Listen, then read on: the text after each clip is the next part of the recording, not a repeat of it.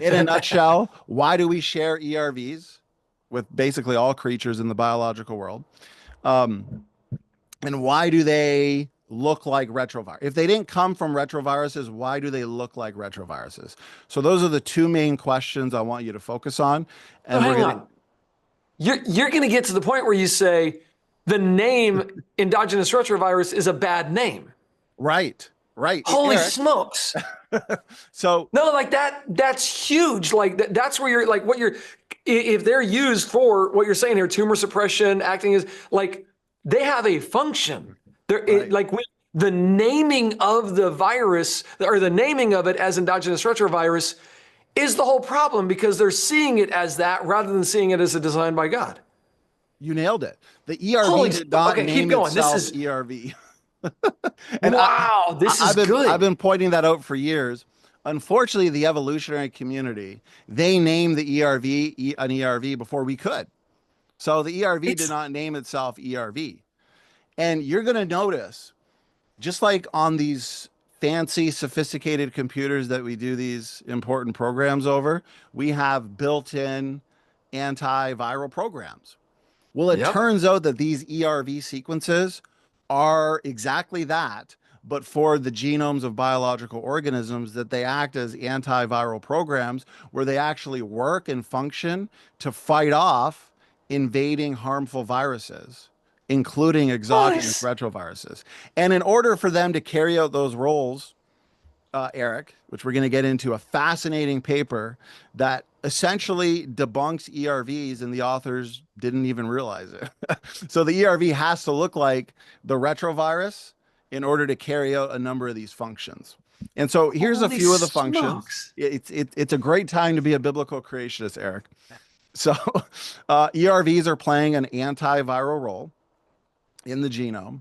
Now, this is an important point as well. Evolutionists did not predict these types of functions for ERVs. So you can see all throughout their literature, you can watch their lectures on this topic, and they will admit that ERVs were largely assumed to be junk. Because if they're just Wow. fossil viruses, why would they be functional in gene expression, that process by which a gene is turned on to produce an RNA or a protein, or gene regulation, which controls the expression process. You could see gene regulation as if you have a controller for your TV and you're turning up the volume or turning it down. That's gene regulation. And that's what a lot of the so-called junk DNA is active in, is regulating genes. And this one is key, Eric. ERVs are essential in regulating early stages of human embryonic development. Have a look at this, brother. You're going to be Hang on, blown hang on. away. We got to come up with a different name then. I mean, I don't even want to call this an ERV anymore. I'm like, Right. it's the exact opposite of what they say it is. It's literally the exact opposite. They say it's this fossil virus. It's the exact opposite. It's doing something. I we need to come together and have a meeting and come up with a better name. That's Okay. why I asked the question, are these really the ancient remnants of past viral infections, or are they created units of DNA function? So Yeah, that we for got to now, rename it. Okay. yeah, I'm going to Chat GPT. We're finding out a better name for yeah, these things exactly. because We could always the trust. name is the whole problem. It's like the word evolution. The word evolution is the problem. Like, what do you mean? That's a tricky word. So, oh my goodness, the name is the problem. That's huge.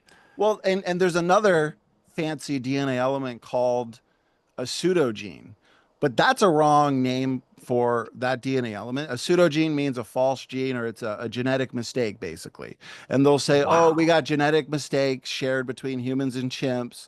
So we must have inherited those mistakes from past common ancestors. But now we know that these so-called pseudogenes, Eric, are necessary and essential to sustain healthy life processes in the cell. So should we really be calling them pseudogenes? In this case, should we really be calling these essential DNA elements ERVs or ERVs? No, I don't think Wow. we should. This is a fascinating paper right here. Notice Okay. this. This is directly from the conventional literature. And notice what they say here. As we have summarized in this review, HERVs, so if you got the H there, it's human specific endogenous retrovirus, appear to play important roles in physiology, fetal development, the baby, and of course they want to throw in human evolution because they've always got that evolutionary mindset and assumption, right? Notice this part. If the accidental infection of a mammalian ancestor, so right off the bat, when you read papers from the conventional literature, Eric, you want to read between the lines because they get a lot of their evolutionary philosophy in there. What we care about, what we're concerned about is the data. What does the data say? So they're assuming that there was an accidental infection. But what we're about to read is going to suggest that there wasn't. So here we go. If the accidental infection of a mammalian ancestor by an exogenous, right? So there's the X again. So that would have been external horizontal transmission. Exogenous retrovirus had never occurred. The placenta and the mammals that produce it, including humans, would never have existed. So these ERVs are essential for embryological development and for placental development, which is an incredibly important structure for the development of a baby. Eric, you like to exist. I like to exist. Matt, I think you like to exist as well, brother. So wait a minute. How did these supposed common ancestors that we both evolved from, how did they exist before this exogenous virus came in and allowed them to create the placenta? It's like you couldn't even have the babies then at that point. That's right. And for the placenta to work, this important structure needs to be connected to the baby, which transfers gases and nutrients and recycles waste. And so before this so-called accidental infection of an exogenous retrovirus took place, how were mammals having babies? Where was the placenta? How is all this taking place? So when they ask the question, Eric, are you starting to see why another one bites the dust? Why do we share ERVs with chimpanzees? Well, wait a minute. Why do all kinds of modes of transportation have engines in common? They're important. They're essential. It's good design. Chimpanzees need to have babies. They have embryological development, and so do humans. Now, they need a placenta, and we need a placenta. I mean, that's why we both have them. Exactly. Without ERVs, Eric, the placenta, which is critical to pregnancy and embryological development, would not work.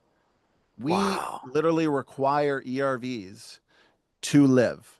If we didn't have them, then we wouldn't be here. And there's several papers in the secular literature. Here's a couple right here. One at the top about embryological development, one at the bottom about the immune response. And this is a newer one. So this came out in 2021. This is one of my favorite papers. How endogenous retroviruses protect us from viral infections.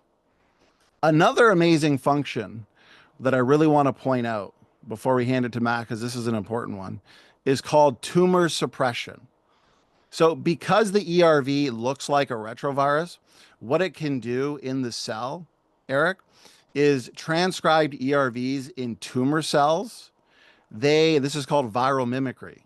The immune system sees that cell and it works together with what's called the guardian of the genome, the P53 protein, an incredibly designed superhero protein. In combination with the P53 protein, the immune system sees that tumor cell, it sees that ERV that's transcribed, and so the immune system attacks it with destruction. And cancer researchers are utilizing ERVs to kill tumors and stop cancer. And so this incredible function, it necessitates the ERV looking like the retrovirus. It's fighting fire with fire. And so when the evolutionists ask, well, why do ERVs look like the retroviruses? That's because many of their functional roles are dependent upon the sequence similarity to retroviruses. It would be like, I'll use this analogy. People like mafia movies, right? If an FBI agent were to infiltrate the mob, is he going to show up with his FBI badge and his name tag? He's not going to get very far, right? He'd have to dress the part. He'd have to look the part. So the ERVs have to look the part in order to what? Fight off invading viruses. They do that because they literally they mimic it, so they go in so that they can get in, so that they can kill. Mm-hmm. So, Exactly okay, right. that has to be somehow that has to be part of the name, guys. Give me some good names in the comments here. What are we doing with this undercover virus or this virus in disguise? Like, what? That's really what it's doing. That's I amazing. like that, virus in disguise. Exactly. Yeah. And so this may have been a challenge in the past where the evolutionary community would ask, why do ERVs look like retroviruses? Okay, but now, since it's such a great time to be a biblical creationist, we have paper after paper. Notice this one, long disregarded. So when you see an evolutionary scientist or a guardian of common descent, Eric, try and hand wave away the reality that most evolutionists used to believe or assume junk DNA, non-function, they admit right in these papers, long disregarded as what? Junk DNA John. or genomic dark matter. Junk DNA, Eric, is junk science. And Wow. ERVs, notice this, ERVs have turned out to represent important components of the antiviral immune response. Proteins and components of the ERV are utilized to block receptors and essentially stop harmful viruses from coming in and infecting. These are our antiviral protectors. Oh, why do we share them with the chimpanzees? Why do we share them with the gorilla? Why do we share them with all these different forms of life? Well, of course, other forms of life in the biological world also need functional DNA elements to protect them against viral invaders.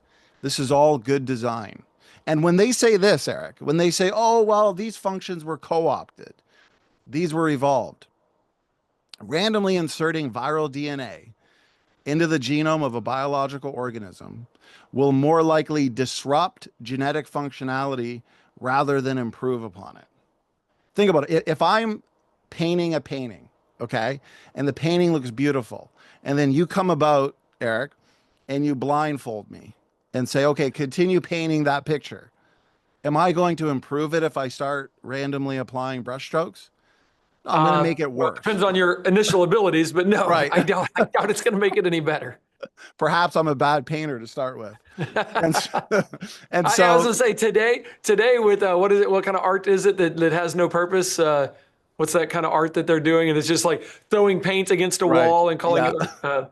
Man, what is the name of that? Somebody tell I me the name can't of that. remember, but yeah, they're just tossing different. Abstract art. Yeah, exactly. So that's the truth. So evolutionists look at our whole body as abstract art. They look at all of us as an accident, throwing paint against a wall, and oh, look what happened. And the whole view is wrong. So they're looking at extra random brushstrokes as maybe, and it's like, we are fearfully and wonderfully made, guys. Amen. Praise the Lord. And I'll point this out, then we'll hand it to Matt because we're probably getting close to that 30-minute mark. And Yeah. Eric, there is so much on this topic. In my book, I have dozens and dozens of papers. We've only gone over two or three. And I give full presentations, an hour and a half to 2 hours going in depth into these papers. And so what that means is no, ERVs are not a good line of evidence for common descent. An important point to consider when they say, oh, we share all these ERVs with the biological world. When you look into the data, only 10% of ERVs, which need a new name, represent full ERVs or provirus, where you got the LTRs, GAG, POL, ENV that we went over earlier. Over 90% of ERVs represent what's called solo LTRs, long terminal repeats. So they're not even full ERVs. They're assuming that, well, you find this solo LTR here in the genome, that must be a degenerated ERV that lost its other components. And then they consider that an ERV sequence. But my question is this: are these solo LTRs degenerated ERVs or functional stretches of DNA? Well, let's see. From this paper, what do they say? Well, they admit what I just pointed out. Intriguingly, almost 90% of all HERVs represent so-called solo LTRs. And they point out here that ERV LTRs have already been termed landing strips for inflammatory transcription factors, and evidence for their role in regulating cell immune responses is growing. So it turns out that the LTRs act as promoters, enhancers, and even act in the immune system. So They you see a have a solo function. LTR, they got function. They got function, brother. Wow. Okay, give me I got to take a social break, but hang on just a second. Hey, Bill, comma, endogenous retroviruses are dead on the evolution worldview, period. Can't wait for you to see this information and come back to Christianity, period. Love you, Amen. buddy. We just want to plant seeds, and then the Holy Dude, Spirit can work through the dead, hearts of the unbeliever. dead. If I could, Eric, let me just point out this excerpt because this is really Okay. important. The endogenous LTRs mentioned above, and again, this is all from the conventional literature. The sources are at the bottom. Check out the paper if you want to, dig real deep on this. This alone should be enough, though, to change your mind on ERVs. They all act as enhancers and may increase antiviral gene expression in response to viral infection. And so here's a couple papers, LTRs as promoters for human genes. So if you see a solo LTR, that does not necessitate that this is a degenerated ERV, where over time the ERV lost its components. No, this is a functional stretch of DNA. And the reason why we share it with the chimpanzee and other forms of life is good design. Promoters are important. Promoters are genetic switches in the genome, and those are important. And Dude. Eric, I'll hand it over. I could go on and on and on, brother, but maybe we'll stop here for a second. I'll hand it back to you.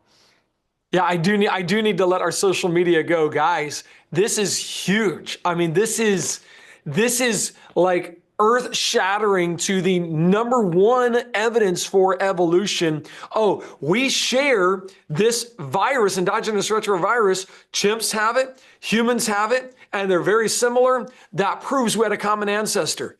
I mean, like you said, the conventional literature is blowing that apart. No, you have a designer that said you need a placenta, you need something that can go undercover, disguise itself as a virus, get into that tumor and kill it. Like, it has a reason, it has a function. This is amazing. So if you believe in evolution, and this is your number one point, I just hope that song, every time you see ERV, I hope that song, Another One Bites the Dust, goes through your mind, because this is done.